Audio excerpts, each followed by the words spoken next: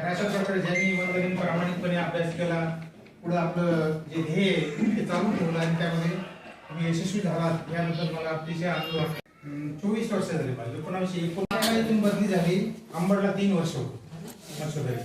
तिथून परत इथं वाकोणीला बदली 2016 10 7 ते 10 तिथं, 10 ते 16 इथं ढवळे सर होते मुख्याध्यापक. त्यानंतर 16ला बदली झाली माझी लोणार व्हायला.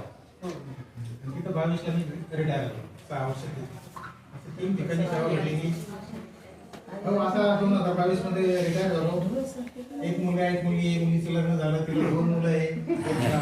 त्याचं लग्न बाकी आहे. तो MPSC पास होऊन कलेक्टर ऑफिस मध्ये BE मेकॅनिकल झालेलं होतं. RTIच्या परीक्षेमध्ये तो 1-2 मार्केटिंग गेला. कंपनीचे कॉल आले पण तो म्हणे कंपनीला चांगलं नाही, नको म्हणे.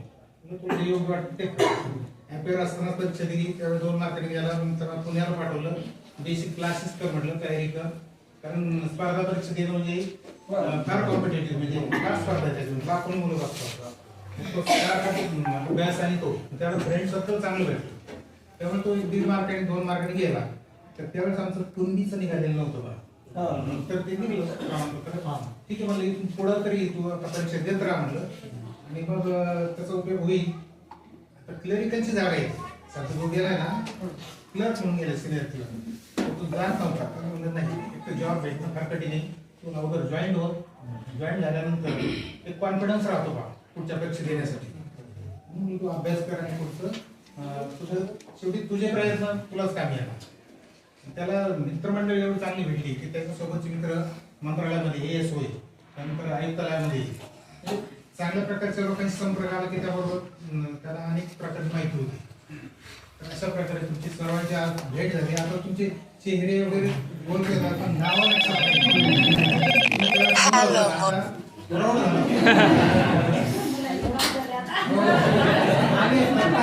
भूमिकेमधून जावं.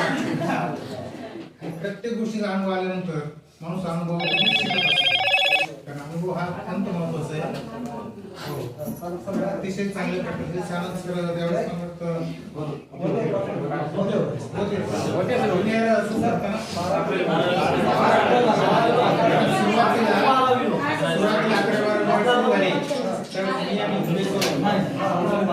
इंग्रजी माझ्याकडे होतं.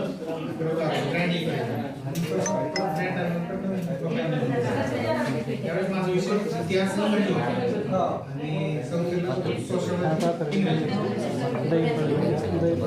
आपलं जेवढं असतं ते आम्ही समाधानी असतो.